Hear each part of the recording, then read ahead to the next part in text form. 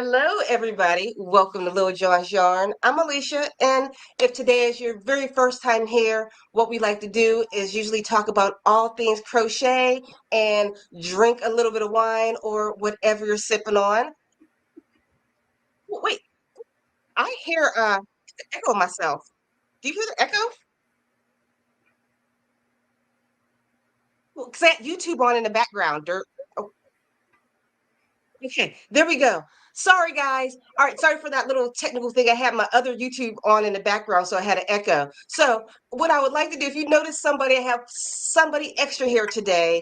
It is the amazingly talented, hardest working woman, Jessie at Home, the founder of that, and also the owner of the Crochet Foundry magazine. Jessie, welcome to my channel. Thank you so much. I'm so excited to be here. So, So how you doing? I'm doing good. I am busy, like you said, super busy, but doing good. It's been 9 months since I bought Crochet Foundry. I bought it the day after Christmas. Most expensive Christmas present ever. You know what? And you're the best person to run it.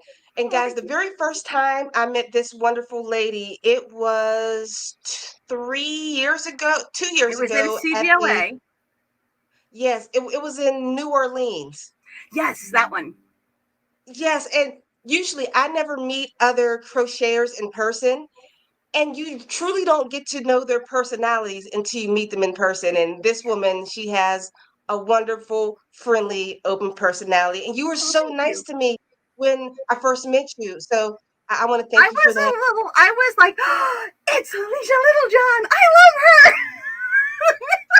Feed my ego. 'Cause I love it. No, but we no, we and we had a little you mutual know, not admiration society going on. It was great. yeah, that's how we do it here. And then I got to meet you for the second time.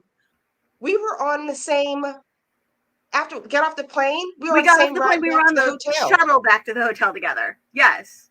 I went to ask you if this was the right shuttle, and I was like, "Is this the? Oh, Because I was sitting at the bench because I couldn't find where this place was. I'm like, I was walking forever. I'm gonna miss my shuttle, and I sit down oh and my I gosh, turn my that head. And airport, Denver, right? It was Denver. yeah, I hate that hmm airport. I never want to go to that airport again. you know what? I feel like I wasted some good sightseeing time while I was there. I didn't even look outside the whole time we was in Denver until the last way there. I opened up my hotel room curtains and went, "There's mountains! Wow!" And then I packed up and went home. That was the third of my 4 trips in like a month and a half, and I was just starting to lose my voice. Oh yeah, because you're like a crochet jet setter. You're always going Oh yeah, someplace. that month and a half there were 4 trips, and I had to do them all because I had just bought Crochet Foundry, and I needed to get sponsors and yarn partners and so I had to do them all, and yeah, it was a little intense. I mean, you're the type of person that can handle it, so you're that type of girl. So, I'm also though the kind who I do not have unlimited spoons, so uh-huh. so eventually I run out of spoons, and I can't do it anymore, and I have to go hide in my room hmm and recharge. And so I'm very picky about roommates when I do things that have roommates with them, because it needs to be somebody who isn't going to expect me to be on when I get back to the room. Because hmm while I totally feed off of that energy and everything, um, I do need to recharge. I'm not actually a 100% extrovert. I would have never guessed in a kabillion years because you give off that extroverted energy, but I feel the exact same way. People are like, "Oh, let's hang out." I'm like, I just want to go back to the hotel room, please. Leave me alone. I'm Yep, there friendly. are very few people I will agree to be roommates with because of that. And one of the people who I'm very frequently roommates with is Tamara Kelly of Moogly, Yeah. because we have that same energy, and we're incredibly close friends. And so if one of us is on and the other one isn't, the one who isn't on is can be like, I need to not be on right now, and the other one be like, cool beans. You know what? It's wonderful to have somebody that can just agree with you. There's nothing worse than that Yeah. 100% extrovert.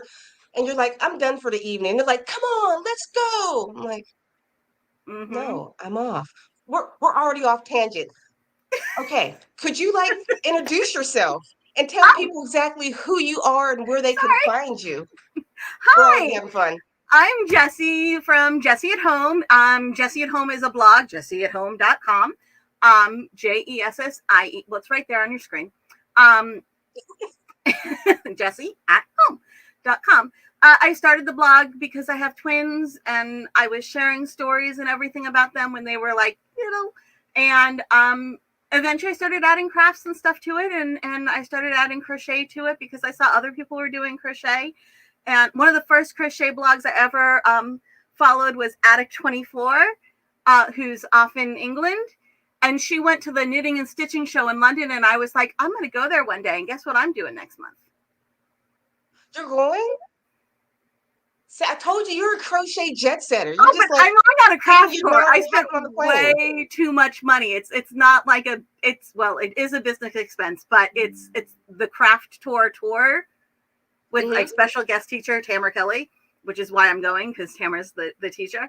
So it's like it's a vacation-y tour, but since it's crochet yarn related, I do get to call it a business expense. But one of the stops is we're doing 2 days at the knitting and stitching show in London. So yeah, so that's See, exciting. And yeah, I mean my blog just kind of I started initially I used to be a costume designer, and then when I became a stay-at-home mom, it kind of everything transitioned into becoming a crochet and knit designer. And yeah, I met Lorene, who is now the CEO of Crochet Foundry, like 12 years ago, mhm. 10 or 12 years ago, and we became really good friends. And so I mean I remember when she started Crochet Foundry with some other people, and yeah, so then when she was selling it, now that she's like the CEO of Furls and and all that stuff, and they were selling Crochet Foundry, it made sense. I learned a decade ago that when Lorraine says, "Hey Jessie, you should do this," I say okay and I do it, because so many times the Smart reason girl. I've gotten where I am is because Lorraine said, "Hey Jessie, you should do this," and I said okay and I did it.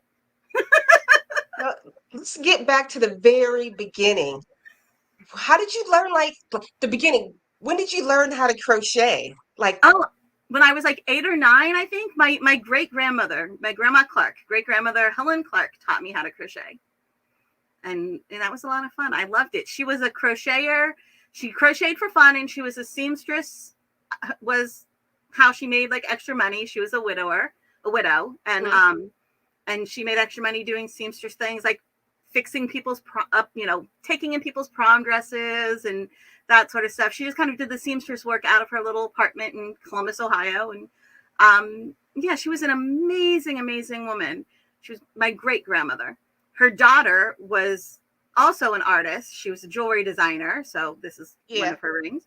And then her son, my father, um, he now he's retired, but he was a woodworker, and he would do like custom designed cabinetry. So like you would have your house or your office or whatever, and you want a custom piece made for it. That's what he would do. yeah, So artistry just kind of runs the family.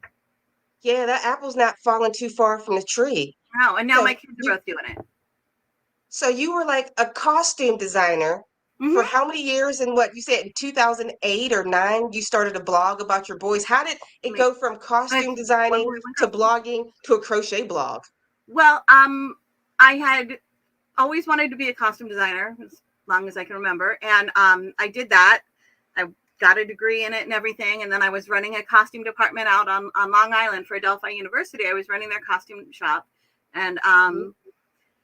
and while I was there, I was getting my master's degree because you work at a university, they let you go to school for free. So I got a master's in painting and Yeah, sculpture because I was like, oh well, this should be fun.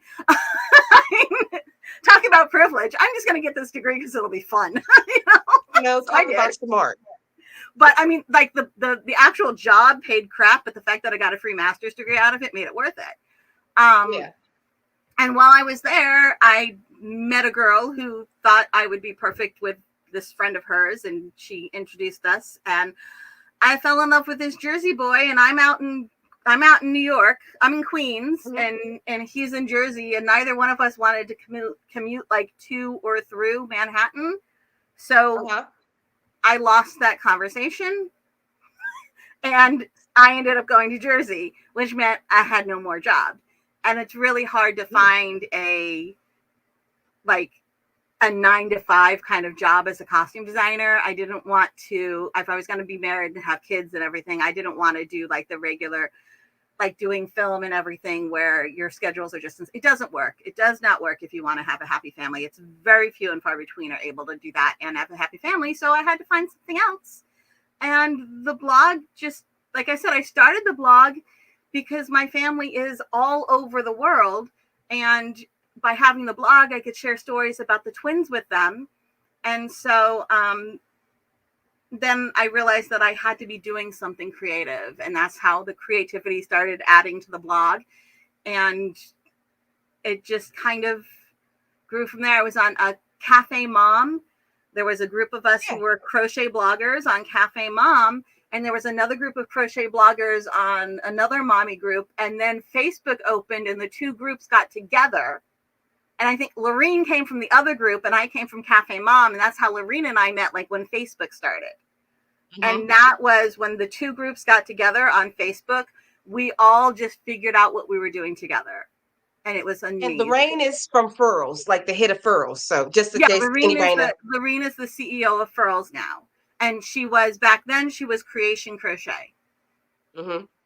Oh, and guys, if you have any questions for our girl Jessie about her being a crochet designer or the owner editor of Foundry, put it in the comments right now. But so we know you're asking questions, put question marks in front of it so I know to raise the comment to our girl right here.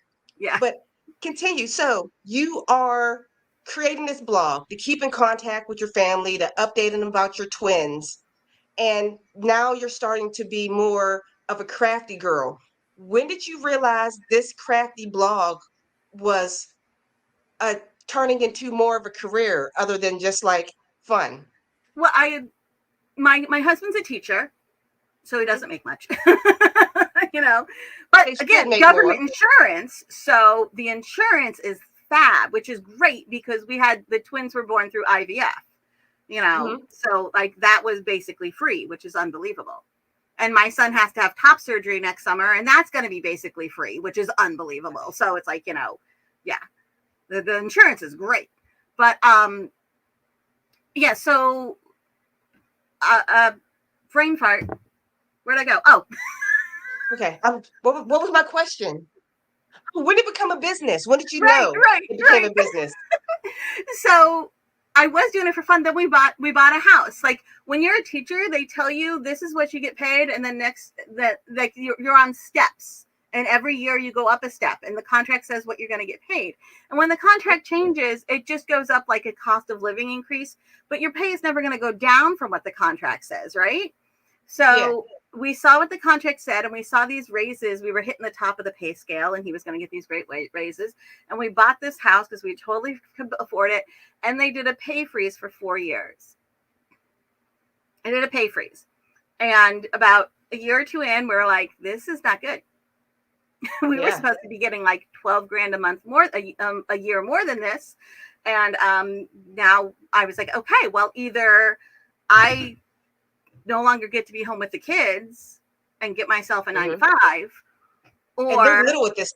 How old are they at this time? They were just starting kindergarten, but it was like, oh no, we realized like I would have to work either while they were in school or while my husband was home, but we couldn't afford a babysitter. Like getting somebody to, and over the summer, getting somebody to care, like my husband could watch them, but then he couldn't work. My husband was working 3 jobs. You know, no, 4 jobs. He was working 4 jobs at that point. He was home for half a day on Saturdays sometimes, and he was home on Sunday. My kids' teachers thought that we were divorced because they would get so happy on the weekends because they could see their father. A weekend daddy. Yeah. And so I was like, this is not okay. I married this man because I love him. I'd like to actually see him, and he's got these kids, and he's a wonderful father. I'd like them to actually see him too. So that was Lorene and I were chatting, and we were like, okay, we were both at a point where we needed to do something. And that was when we joined Crochet Guild of America and went to their show. We entered their design competition. I had a blanket in there that got second place in the accessories category. And then I had 2 companies trying to buy it. So I sold it to one and I made a spin-off of it for the other one. And just everything went from there. But what happened was finances hit a point because of the whole pay freeze within the school district that I had to either turn this into a business or go out and get a 9-to-5, you know, and I didn't want to do that. I loved that when my kids were sick or it was a school holiday or the summer or whatever, I could be there with my kids. I wanted to be able to do that. And I realized that that's not something everybody can do. And I realized that's not something everybody wants to do. But I wanted myself, it was what I desired, to make it work. And so this was the way I was able to make it work. Okay. We have a question. You kind of answered this, but I'm going to add on to her question from Nancy. She says, Jessie, how did you get started as designing? You kind of answered this, but I want to go into, because you're one of the OGs, like crochet bloggers, like yeah, the crochet blogging generation, that would be yes. Like the OG designers would be like Margaret Hubert and Mary Beth Temple and, you know, all of them. I would be one of the OG crochet blogger designers. I started designing as a costume designer as a child, really. I mean, I was doing it all through high school. I have a BFA in costume design. And so when I needed to do something from home, and we had the kids, and initially we lived in a little apartment. Before the kids were born, I had actually been making costumes, like medieval costumes, because we do medieval reenactments. But then when we were having the kids, my sewing room became the nursery. It was their room. So I was like, I can't really sew without a sewing room. And I was like, I can crochet. I just one bookshelf, the books got packed and the bookshelf became that was my studio. I had one bookshelf for my yarn. Look at a bookshelf now. It's covered in yarn. Well, yeah, but I have way back there, I have those little cubbies, and I think there's like a total of 60 cubbies over there, like 6 more over there, another 8 over here. There's a lot. There's a whole lot of yarn now. But yeah, it was, I realized I could take that costume design background and that pattern making background and mix it with crochet and knitting. And I could design things that, you know, were inspired by that background. So they weren't all necessarily the same. They weren't the same as what a lot of the other stuff was. They kind of have that fantasy theatrical background to them.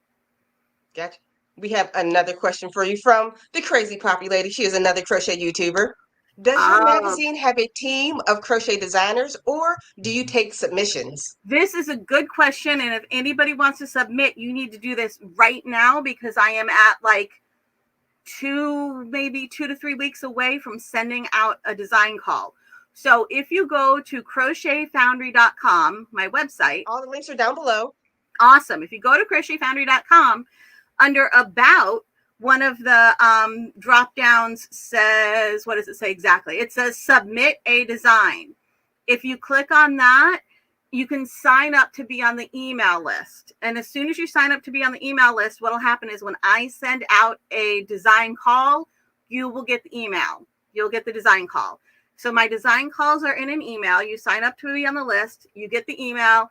The email usually has links to some Pinterest boards that have like mood boards for each of the months, because I do my submissions, I do my design calls seasonally. The magazine publishes monthly, but I plan it seasonally. I don't plan it 1 month at a time. So the design call will go out. The next one that's going out is for summer 25. So that would be June, July, and August of 2025. And so you'll get the design call. It'll tell you what a theme of each month and have a little mood board for each month. And you have, I think, about 4 weeks to put together your design, your proposals. And it says in the design call what I expect to see in a proposal. So, you know, I'm not making you guess. I tell you what I'd like to see. And You send that in, and when you send in those proposals, the proposal itself is a PDF, and you don't put your name on the PDF. You put the name of your design, and then in your email you have the name of your design, so I can match them up later. But I know too many people in the industry that I don't want the names on the PDFs, because I don't want the subconscious bias to make me choose or not choose somebody based on their self-aware name. Yeah. So, but it's a lot of fun. I love picking them. I love it when I find somebody new. Of course, I also get super excited when, like, I go back and I match up the ones that I chose with the names, and then it's like one of my friends. And I'm like, yes. Okay, you've only had the magazine, what, for the past year or so now? 9 months, since December, yeah. Have you found anybody that was an unknown yet? Have you done that? And like your heart got big, like you're just the beginning, and now look at you blow up, you're growing. We're just hitting. I picked the designs for June. We did a special Pride issue for June. I picked the designs for June, July, and August. Those are my designs. September and October are actually designs that were picked when Furls owned it, when Furls owned the magazine. So this month and next month are Furls choices. They're still awesome, but I can't claim credit for any of them because I didn't pick them. Furls did. And so then starting in November, once November issue hits, those will all be like 100% under my watch. But it's hard to know when, like, there are people who are new to me. I did have a couple people tell me that it was their first time being published, so that was really cool. I love that. It gets me so excited when they're like, "This is my first time being published." I'm like, "Yay, good for you!" It is. You know? I still have like the magazine for There's something about having your name written. So, guys, if you want to think about getting published into a magazine, look, we have the editor right here of Crochet Foundry. She's telling you exactly how to do that. All these are linked down below. But when I got my first in a magazine, I saved it. I'm like, Mom, look, my name. And I mean, the good for you and not so good for me is that I believe in paying people well. You told me that. Which is why it's been a bit of a rough ride for me right now, because I refuse to not pay people well. Therefore, I am not making anywhere near as much as I need to make. But everybody else is doing pretty good. So, I mean, Crochet Foundry pays designers one of the highest design fees you'll see. So, and I do my best to make it to make sure that there's enough time for everybody. We're getting to the point now with our schedule. I had to make the schedule longer, the publishing schedule longer than what it was initially, because we encourage designers to have testers. The magazine pays for the tech editors who look at the written pattern and make sure there aren't mistakes and make sure it all works. And that it looks like it's going to work in the however many different sizes. We do everything from a 32-inch chest all the way up to a 62-inch chest. So we're very size inclusive. And we encourage our designers to have testers so we can show photos of here it is in a couple different yarns, on a couple different sizes, and a couple different colors. And so what I've been working into my schedule is now there's the process of the design process. Then the designers give us the pattern in the sample. The pattern gets tech edited. And then there's the testing section. So the testers are actually using the tech edited pattern. The testers are not the tech editors. Because all too often the testers are using the pattern pre-tech editing. And so what they make isn't actually what the final pattern ended up being or whatever. Makes so much, yeah. I think I do it backwards, because I write it, send it to my people, then they give all their opinions, then I tech edit, and I should probably do it again. Well, it also means I have two tech editing. Well, they tech edit it, then it's the testing period, and what I do is I have the testing period end like a month before I need the layout done. That way, when their testing period is over, because sometimes in the testing, the testers they'll discover like a problem with the pattern grading, which is what it's called when you change the sizes. Even though the tech editors look at that, sometimes there's something you just don't see until it's been tested. And so sometimes there might be a glitch or two within the pattern discovered by the testers, which is why I have a little bit of time at the end where I have like an extra week or two for the tech editors to look at it again if they need to. Do I choose people outside the USA? Yes. I do not have as many yarn companies who are happy about shipping yarn support outside of the USA as I would like. So I have to be careful about what I'm asking of my yarn partners, because not only... Can you tell them what yarn... A yarn partner? Yeah, can you tell them, because they might not understand about yarn support. Yeah, a yarn partner, those are companies who have agreed to give yarn support to our designers, which means if you design a pattern and you want to use navy yarn, Lion Brand. Okay, you want to use Lion Brand yarn. Then Lion Brand will send you the yarn. We aren't paying for it. I'm not paying for it. You as the designer aren't paying for it. You're getting yarn support because when the pattern is published in the magazine, it says it's yarn. It's, Lion Brand yarn. It's all there. There's a link where people can buy it. There's a little review. I have all my designers do a little review of the yarn at the end. And they're tagged on social media and everything. So they're getting all of that advertising for it for the cost of what it costs them to make and ship the yarn. So the cost of them actually making the yarn is pretty negligible, but when they have to ship it and deal with any sort of customs or whatever halfway across the world, it sometimes gets a little expensive. So some of the yarn companies have limits as to where they will ship to. Some of them have limits as to, okay, I'll ship anywhere in the world, but I'll only ship like 1 or 2 outside of the US, as many as you want in the US, but only 1 or 2 outside of the US because of shipping. So I have to keep that in mind when I'm choosing, when I'm looking. Again, it's like the people I choose before I look at who they are. I always have to choose a couple extra designs, because if I find that I have too many that are international and I'm not going to be able to get yarn support, then I have to change some things. Or if I find, when I do look at the names, it's somebody who has like completely failed to do the stuff they were supposed to do before in the past, then I can't take that, because I can remove people from the mailing list, but they can always add themselves back on. And sometimes I don't notice that.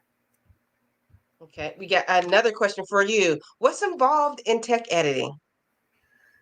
That's a great question for when Alicia has a tech editor on, but yes, doesn't matter.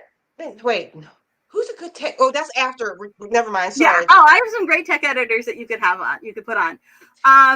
Notes. Tech editor, what they do is they look at the written pattern and they check it for errors. So they're checking to make sure that your row counts are correct. That not only like that it says 1, 2, 3, 4, and that it like a lot of times as a designer, I will like do a cut and paste error, and so my row numbers will be wrong. It'll go like to 10, and then it'll go back to 8 again because there was a cut and paste thing that I did and I forgot to fix the numbers. Sometimes the actual stitch counts at the end don't match with the stitch counts within, and they check that. A good tech editor is going to go over and say like 2 + 3 + 4 + blah, blah equals this, and then make sure that that's what it actually equals in your stitch count. They're going to notice those things. They're also going to check the reality of if it says this is the gauge, if the gauge is 4 stitches to 1 inch and your finished piece is 10 inches long, then your finished piece better be 40 stitches. If your finished piece is 60 stitches, then there's a problem here. They do all of that. So they are math geniuses and logic geniuses and geometric geniuses. They are freaking brilliant. They're wonderful. I love my tech editors with all my heart. I wish my tech editor wasn't so shy, but I love mine because I am horrible at math. I just did like a simple pattern for a slipper. Everything, but my math was all wrong at the end. And she's like, row number 32, this doesn't make sense. Row number 3, this doesn't add up. I'm like, thank you, Angela. Yeah, and when you get yourself a good tech, like my tech editors, right now there's 2 of them on Crochet Foundry. We're about to onboard the 3rd one, and they've been my tech editors before, and like they speak Jessie, which is great because when they tech edit my patterns, they can do it like that because they speak Jessie. But of course now they're tech editing like a huge variety of patterns because it's whoever is the designer is. I got another one from the audience. Thank you. I'm from Canada, so if I decide to do this, I should maybe consider what yarn I'm wanting to use. Oh, you know what? It's in the design call when you sign up to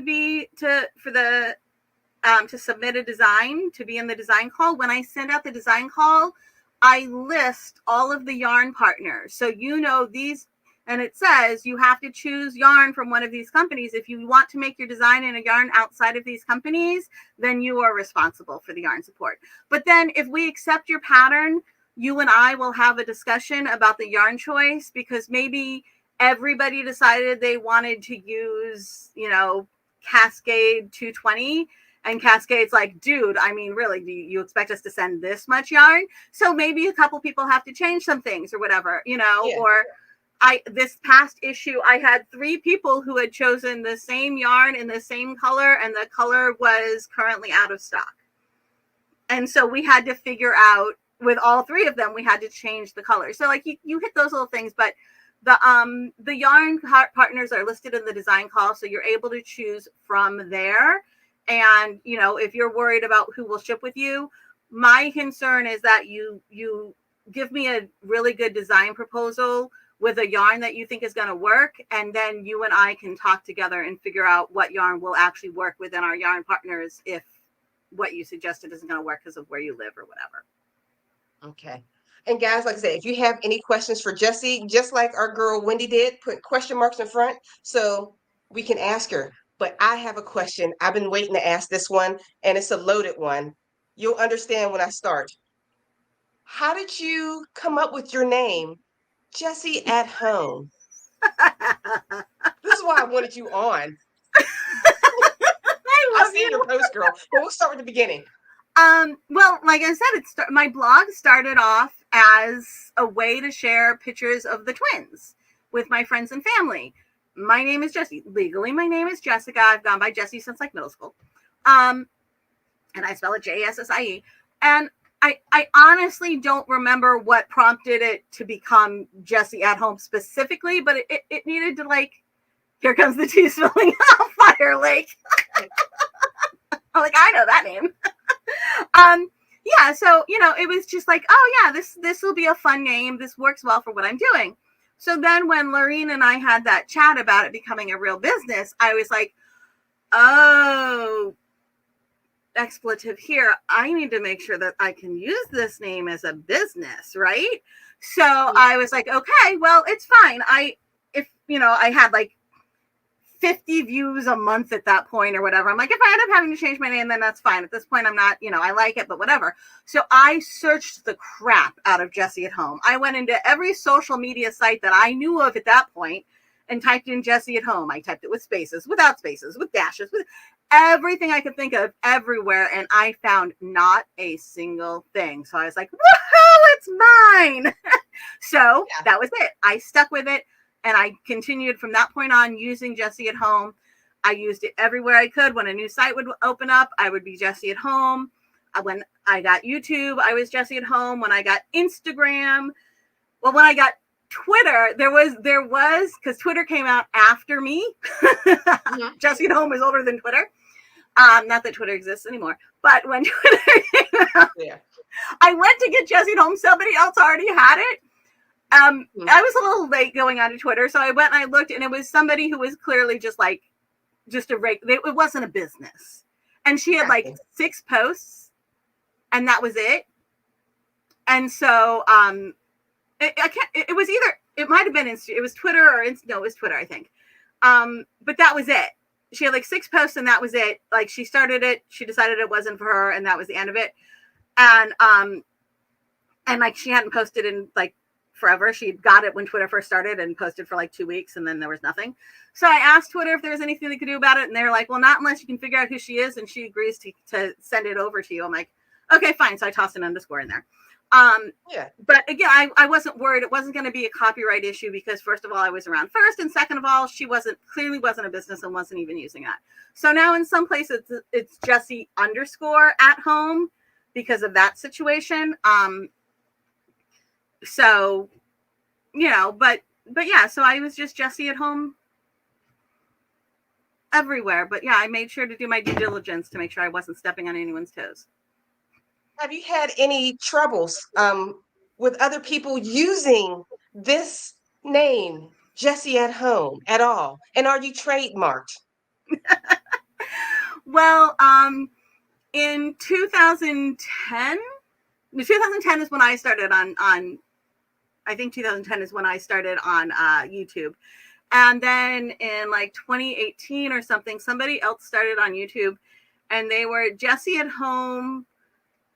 And that was like in the abbreviations of their state, or maybe underscore in the abbreviations of their state or whatever. And I went and I looked at their site and I looked around and it became very clear very fast that they wanted to be Jessie at Home. They couldn't because I already was. So they just tossed that on the end. Yeah. And at this point, this was 2018 and I was just like, okay, well, we're just going to see, because it was a house cleaning thing, but of course they're doing product reviews on there and I'm doing product reviews and it's all kind of people, homemakers and everything. So it was close enough that I was a little worried. What is she doing? I mean, what is this other person creating? Is it?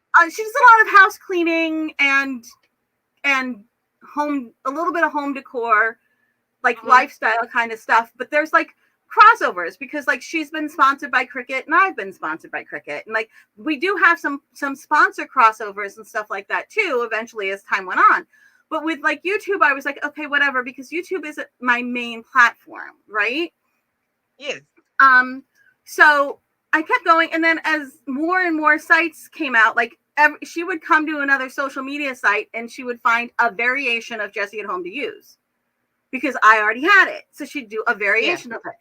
And it kept getting a little bit more annoying, a little bit more annoying, and a little bit more annoying. And then I was a little bit late to do. I've been an affiliate with Amazon forever, but you can have an Amazon storefront, which means if you're an affiliate is, do they know what an affiliate is? It's somebody who, like, if I give you a link to Amazon and you use it and buy something from my link, then I get a little commission. You pay the same price you normally would have, but I get a little commission if I give you an affiliate link with any place, not just Amazon.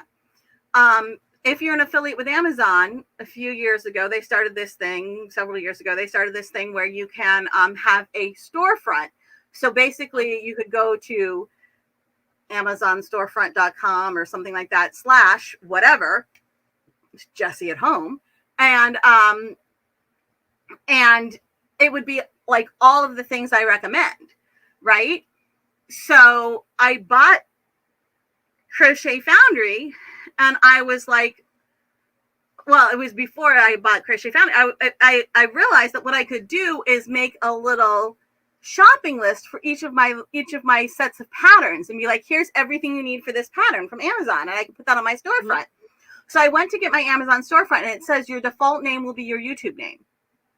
So you're going to get a default name. It's going to be your YouTube name. If you don't have a YouTube, then there was another site that they would go to after that. And if you didn't have that one, then it would be a string of numbers, right? And then after you get your default name, you can ask them to change it if you want something else. But first you have to take the default name and then have it changed. So I'm like, cool, my default name will be Jessie at Home.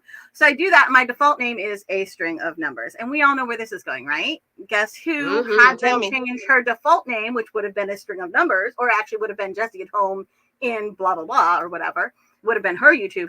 She had them change it to my name that I already had. So she actually had them change her name to mine. And that was the last straw. I went and got I got my trademark for Jessie at Home, which took a year. But I was terrified the whole time. The reason why I never did anything about this before here is because I was terrified that if I did not have the law behind me, I had no idea what her budget was. I didn't know. I was worried that she might go and get Jessie at Home trademarked and I mean, even though I knew that I was in the right and that I had it first, I didn't know enough to know if she could just get it trademarked out from under me. Just like if you have enough money, you can just throw money at the problem. And so I didn't want to say anything to her to make her do something like that. So I had to wait until I could get the trademark and everything. So I did all of that. And then once I had the trademark, I actually learned at the end, once I had the trademark, that if somebody trademarks something that you feel you have more rights to, you can contest it. And if they agree, insert legal jargon from somebody who is a trademark lawyer, that's not me, because I'm not a trademark lawyer. But like, yeah, there's a whole legal thing that I don't know all the ins and outs of. But if somebody trademarks something that you feel you have more rights to than they do, there is a way you can go about and get it back. So I didn't have to be as paranoid as it was, but I didn't know that. So I got it trademarked, and the last time we saw each other, there was a trademark attorney there, and I spoke to him, and I ended up hiring him as my trademark attorney. And I didn't say, hey, can you tell me if this needs to be dealt with? Like, we talked a little bit there, but like, he gave it to his team, and I didn't have him tell his team to look specifically at this thing. I was like, I want to see what the team says without any thoughts put in their head ahead of time. So they looked everything over, and they came to me and said, hey, this person is infringing on your trademark. And I was like, yeah, I know. Yeah. I wanted to see what the actual people who do this for a living said, because I wanted to make sure I wasn't being biased. So we sent her a cease and desist, because honestly, that is not only the professional thing to do, but that is the incredibly kind thing to do, because I would be completely 100% within my rights to have immediately sued her for $150,000. I could have done that totally legally. I mean, you gave her more than enough time. You're like 2018, 19, 20, 21. It's been like close to a decade, close to it. She since admitted that she saw me the moment she took her name and decided that when she saw me, what she basically said was, she saw me and said, oh, well, that's not the same thing I do, and it's just a little thing over there, and so it's not big enough to worry about, and it's not like they have a trademark or a copyright, so I can do it. That's essentially what she said. So like, her train of thought was, if it's not already under a trademark, then I can do it anyway. But that sort of mentality is what gets you a cease and desist letter. Now, the cease and desist letter, while it doesn't cost you any money that goes to me, it costs you the money and the time of now she has to change everything. So she got the cease and desist letter, but she had to change everything. She had to agree to change everything. She had to change everything. Eventually, she basically did it. I need to go back and check again, because it's taking a while to get it, so that the big one that started this, the Amazon store, while her name has been changed, if you go to the Amazon store and just look for Jessie at Home, it does default to her and not to me. So I think I haven't checked it in like the last week or so. I need to check it. And if it's still doing that, then I need to contact Amazon, because at this point, she did try. It's an Amazon issue at this point. So, I mean, it might be her issue. I can't say 100%, but it looks to me like it's an Amazon issue at this point. So I need to make sure, and I need to, again, talk to my copyright lawyer and be like, what can we do to make Amazon do this? Because this is causing a copyright issue. So as soon as you posted that online, I seen it on Facebook, and then you posted on YouTube. Because of you, this past month, I've been working to get my trademark, because I've realized everybody with the last name of Little John who starts a business, we have no creativity. It's always Little John Auto, Little John. An awesome name. I love it. I love your name. It's so great. Like, it's perfect. Every Little John business owner uses Little John insert skill here. And because of you, I'm in a process. I'm like, I don't want to be that person, the next person that comes out that's a Little John crocheter. I want to be able to protect myself. And like I said, we've seen that at the Crochet Business Summit. Guys, if you want to know about crochet business, check out Pam Grice. But yeah, that session that we Yeah. watched by the And trademark the attorney? guy I used, Joey. I want to say Joey Dioria, but that's the guy who used to play. That's the guy who used to play Bozo the Clown, and I did a show with him in Chicago once, and he's a sweetheart. But that is not Joey's last name. So random. Wow. Okay. Joey. I can't remember Joey's last name, but the website is INDIlaw.com is his business. I met him. I liked him. I felt good about him. I felt safe about him. I felt like he was a good, honest person. I liked the way he talked about his business and his people and everything. So that's who I went with. So I don't have anybody to compare him to, but I'm very happy with him and his company. Yeah. So that I was waiting to just ask you that question because as crafters, and we think sometimes we don't think of ourselves as a big business. Well, you are Jessie at Home, you are the Crochet Foundry, so you definitely got to protect yourself. I do recommend other people protecting themselves, but we're going to switch up But on it's to the not very cheap. next Getting a question. trademark is not inexpensive at all. It's not. I should have went through a lawyer because right now I went through the trademark engine. I'm doing it myself. Right. It's much more No, affordable that way, but it's difficult. I'm already bleeding money. You're like, you're doing it wrong. You're doing it wrong. Give us more money. I'm like, at the price that I'm spending right now on a trademark Little John Yarns, I should have just hired him to do it Yeah. for me I think I the right way. feel like I spent like $1,000 getting the trademark. Right now, I'm at 1,000, and they're still like it's wrong. Right. And I didn't do it through him because I started it a little over a year ago, and I did it through it was another company, but it was online, because I wasn't. Now, what I'm having him do is I pay him a decent chunk of money every year to monitor it, which is not legally required. Legally required is get the trademark, and then I think every 6 years you need to update it or something like that. I think it's I like don't 10 remember years or exactly. something. What? I think it's every 10 years. 10 years? Okay, 6 years maybe is the LLC. I don't remember. No, LLC might be in every. I don't know. He takes care of my LLC and my trademark, and he makes sure I know when anything needs to be updated or whatever. But I pay him an annual fee for that because he oversees it, and they check to make sure nobody's infringing on my trademark. You don't need to do all of that. You just need to pay to get the trademark done, and then every however many years update it. And you can monitor it yourself. But I chose to have the monitoring because I knew I had a problem. Well, you need somebody. You have so many balls that you're juggling in the air right now. Yeah. You just have to. Oh, Yeah. Nancy wants to know, what is your main platform that you're typically on? Right now, it's Crochet Foundry. It has taken 9 months to get to the point where it's only been in the last month or so where my life isn't all about getting the next magazine published because I had to learn everything. This was run by Furls before me, and before Furls, it was run by a group of 4 or 6 different designers, depending on when. And now it's run by me. I don't have a shipping department. Anybody else who works with me, I have to pay. When it's a group of 4 or 6 designers and they're all in it together, they're all taking a share of the profit, right? Mm-hmm. So if you're not making a lot of money, then all of you aren't making a lot of money, but you're not paying the person who's doing this, that, and the other thing. I now have to pay anybody who does anything other than me. I have to pay. And I pay a fair amount. Okay. So it means that I have been living and breathing Crochet Foundry for 9 months now.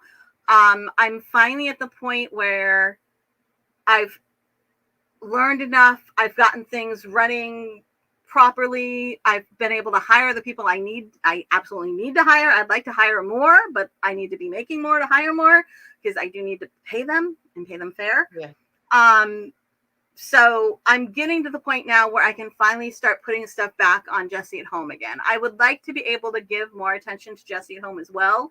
But I think Crochet Foundry is pretty much usually going to be the main thing, and Jessie at Home is going to be the really close. But I'm Crochet Foundry hopefully will be bringing in more money than Jessie at Home does. It brings in more money, but once you count the money that goes out, the actual net is not the net and the gross are nearly the same.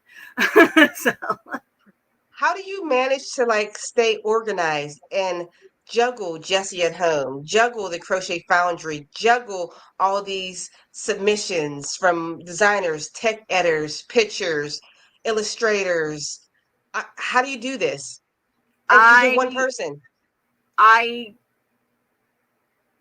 have a lot of lists. Um,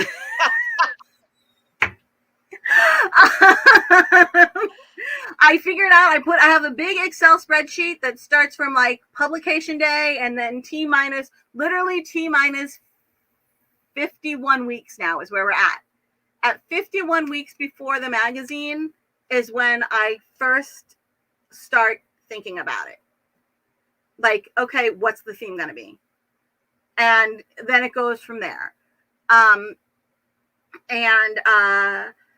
Yeah, so I have it all planned out. I have schedules. I have over here on my cork board, I have like a big calendar that like I just draw out and I put things that are due on every day and I color them in when they're done. And, you know, right now they're colored in like till 2 weeks ago because I'm still not where I need to be. You know, and then I have Trello that's always yelling at me, and I have Airtable where I can like organize all this stuff.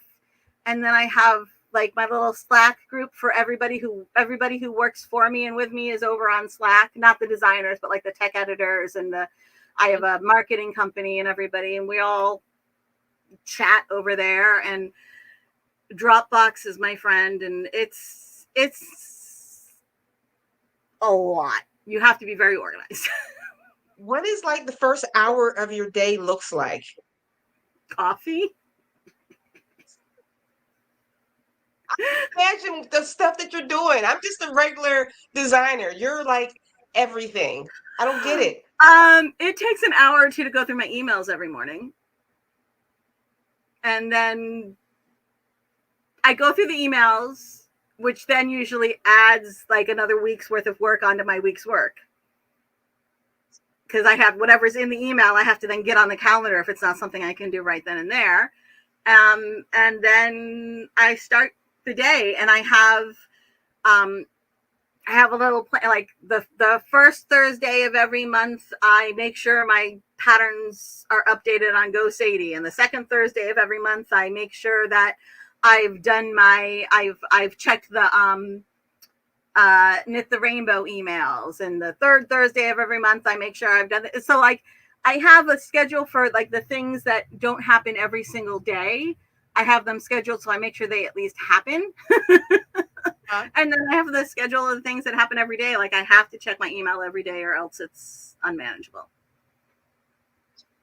Thank you, Fire Lake says Jessie has a live every Wednesday on YouTube, Instagram, Facebook for Crochet Foundry, and a live sip and stitch on Zoom at various times on Wednesday too. So guys, all that stuff is going to be linked down below. Thank you, Fire Lake Creations. Is this your girl, right? Who is this? Do you know her? She's awesome. She is. She comes to things. She rocks. Thank you, Fire Lake Creations. You yes. are our go-to information person. So all of the stuff that you are doing, that you're juggling, what do you do to relax? What do you do? I have 17-year-old twins. There's not really much relaxing. I am the old lady who always has a puzzle on the coffee table. Like literally a couple years ago, my husband found a really big piece of plywood that he brought inside the house. It fits behind my couch. So when the coffee table isn't big enough for the puzzle, I pull out the piece of plywood, toss it on the coffee table, and we just have plywood coffee table with like there is always a puzzle on my coffee table, and my family just deals with it because they don't want to know what happens when I don't have puzzle time. I'm going to say, as my grandma would say, bless your heart. I hate a puzzle. I look at puzzles and my brain just goes blank. I'm like, they're all the same. It's just a mess. So, well, I'm the girl who my junior year of undergrad, I was like 2 credits short of being considered technically full time when I like the classes I had to take, because they like front load your classes in the school where I was for the conservatory. So like I had to take another class because I would have lost my scholarships and my dorm if I wasn't full time. So I took a math class for fun. Oh, like you think as a crocheter I would love math, but I hate it. I love math. I love math. It's fun. Math is fun. The best which is probably why designers love math. Mm-hmm. Oh, and another shout out to Fire Lake Creation. She says, I'm Sarah, involved on the Crochet Foundry make groups. And I also very adept at Google Food, LOL. Yes. I was going to say, I'm pretty sure that's Sarah, because Sarah only recently started a YouTube channel. Yeah. She's one of my moms. Another YouTube. Good luck on that one. Well, and guys, if you have any questions for our girl Jessie right now, Jessie is the owner, the founder of Jessie at Home, and the owner, editor at Crochet Foundry. If you have any questions, this is the best time because we're on the last like 5 to 10 minutes of this. Yep. So I'm also right now, the volunteer staff donations coordinator for Knit the Rainbow. Mm-hmm. Where you can knit or crochet items to send off to queer youth who are housing unstable in cold areas. We used to be just in the New York City, New Jersey area, but we keep expanding. So now we have Chicago area. There's like Michigan now, I think. I don't know. They keep expanding, and I just happily sit there and answer emails and help out wherever I can. I wish I had your work ethic. I want to be just, oops, not that one. Oh, but thank you. You're welcome. But the Crazy Poppy lady says, have you seen the Speed Puzzle Championship? I have not. And while I would probably love to watch it, and now I'm so going to have to Google it, or maybe Sarah will Google it for me. Sarah is my, she's not kidding when she says Google Foo, man. She is my like Google queen. I would not want to be a contestant because it is my unwind time. So I don't want stress related to it, but that sounds super cool. And now I'm totally going to have to look at it. Oh. I also enjoy cooking. When I have time, I enjoy cooking. I must have missed the face I made. I'm going to have to watch this on a replay. I have a very... Oh, man. Oh, yeah, that face. Oh, yeah. I never knew I had an expressive face. Till somebody told, because I don't watch my stuff back because it's weird to watch yourself. I know, right? When I'm editing, I have to look at myself enough. But when I was working, because I used to work with children with intellectual disabilities, I was working in group homes. One woman went to me, she's like, why are you so animated? I'm like, I am. Maybe because I work with children for the majority of my life. So therefore, I'm animated. Yeah, and I grew up in theater.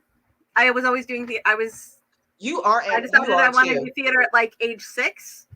Mm-hmm. And then I was always doing theater. So yeah, animated is just the only way that go.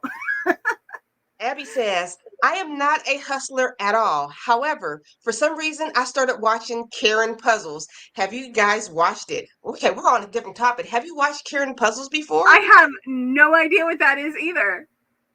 I don't know, man. Now we're going to have to... Oh my gosh. Google Foo. Okay. I am madly in love with Abby Normal because do you know what that's from? No, but Abnormal. Abnormal. No, what's it from? Young Frankenstein. Have you ever seen the movie Young Frankenstein? No, I don't think I have. Okay, now it's entirely possible that this person's name is actually Abby Normal. But Young Frankenstein, it's a comedy satire of Frankenstein with... Wait, don't tell me it's from the... What's his that... What's his name? Gene Wilder. Is it from the same director? I mean, the writer from Blazing Saddles, that guy. Mel Brooks? Is it Mel Brooks? It might be. Is it Mel Brooks? But Gene Wilder is in it. He plays Frankenstein. And I've seen it. Yeah, he plays Frankenstein, and he tells Igor to get a brain. He's supposed to get this brain. He's like, whose brain is this? He's like, well, I couldn't get this one. He's like, well, whose brain did you get? Abby? Abby who? Abby Normal. Normal. Okay, is Abby going to respond? Is that your real name, Abby? We need to know. Oh, it's okay sending us down the rabbit hole. It's what happens. Yes, and it is Mel Brooks. It is Mel Brooks, okay. Gene Wilder, Frankenstein. Yes, Gene Wilder, yeah. Oh, what were we talking about? What were Abnormal. we talking about? Just making everything work, which is impossible because there's just not enough times in the day, and I totally need a TARDIS. Yeah, but wait, Abby, is Yep, this your name? You just said yep. That's your yep, name? yep. It's your name, or yep, it's from Young Are Frankenstein. you Abby, serious? you are Awesome. so mean to us. Wait, yes, yes, we are. There you go. Where's your Turkish coffee cup? Oh, Come on, oh, be cultured. Be oh. cultured, girl. Where did I put? Oh, here it is. I was having Turkish coffee earlier because this summer I took a class on how to make Turkish and Ethiopian coffee, medieval Turkish Mm. and Ethiopian coffee. The Ethiopian coffee one was really cool too, but I made myself a double shot of Turkish coffee before coming here, which is why I'm like, She's a coffee fiend. If you're doing double shots of, oh, I mean, I'm drinking Bacardi, so I can't talk bad on you. I'm good. and Oh, water. her name is not Abby. So, It's Miriam. Oh, you my best friend when I lived in California when I was like a little person was Miriam. oh, okay. I'm just so off track. So I guess we already hit the hour mark and we can probably just wrap this up. So, guys, thank you so much for joining us on this live stream together. Would you like to tell them anything? And bye, If thank you you, have whatever. any questions about Crochet Foundry, if you wanted to submit designs for the magazine, if you want to sell your own designs on Crochet Foundry, which you can too. The majority of the money of the sales go to the actual designer. When you do that, any of that, you can always just email me at support@crochetfoundry.com. If like a lot of it's right there on the site, but if you can't find it, just send me an email and I'll get you your answer. Because I'm very much into making sure people know what they need to know and are happy, because I'd rather have a small group of happy people than a large group of people who don't feel like they matter. A large group of people who are happy would be awesome, though. Right? It would. And You have that. everybody, and guys, you need to hop on this Crochet Foundry magazine, subscribe, hop on it. All this stuff is going to be linked down below. And Jessie, you're one of the most amazing people. I appreciate you so Thank much you. for even deciding to be on my channel. Oh, I'm honored to be here. And I got so excited when you asked me, because I was like, oh, Alicia, I love Alicia. And like, you know, those people in your life who like, whenever you think about them, you go, whoever, I love whoever. That's one of the people. You're one of those people in my life. Whenever I'm like, Alicia, the next thing I say is, I love Alicia. So of course I was happy to be here. You know what? You're a whatever too, but not that sounds bad. You're a insert Jessie's name here. I love her. So See? you are the same Mutual way Admiration too. Society. Oh, okay, us just flattering each other back and forth. Guys, thank you so much for joining me. Next week, I will have Erin from Juniper and Oats on. Yes, she's Yes. designed for Crochet Foundry, and she is a lovely person as well. Oh, check out her work. I was checking out her on Instagram. I'm like secretly like going through her stuff. I'm like, Yeah. beautiful, beautiful, talented, talented. So Uh-huh. I accidentally told everybody last week she was going to be on this week, and I messed up instead of telling that you were going to be on. But At least we're connected because fixing she's it. designed for Crochet Foundry. So we're totally connected. Ooh, we got one more question. Oh. Where can I find that shirt? This is Knit the Rainbow. So knit the rainbow.org. And proceeds go to the actual, it's a 501c3, it's a charity. So you can buy it. They have ones with the crochet hook, and they also have ones with the knitting needles, and then they have a different one every year as well. But this is the one I usually wear as my staff shirt, and I have several of them. So knittherainbow.org, and it is a wonderful place to donate handmade knit and crochet items. All right, guys. I am their donation coordinator. It's my volunteer thing.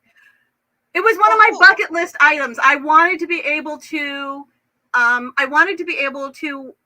volunteer with an organization that I felt was making a really good impact on the world, and it's something I wanted to be able to start doing in like my 30s or 40s. And a couple years ago, I started volunteering with them, and they gave me a volunteer staff position, which is good because I didn't want it to be a paid position. I wanted to build volunteer.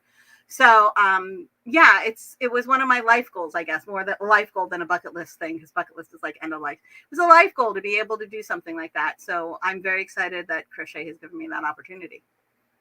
The universe created a very special person in you. Oh, You're so much appreciated. I love it. All right, guys, we're gonna wrap this up. You stay with me, but next week, make sure you check me out 4 p.m. Eastern Standard Time for my next interview. And if you're watching this on a replay, type who you might want to see me interview next.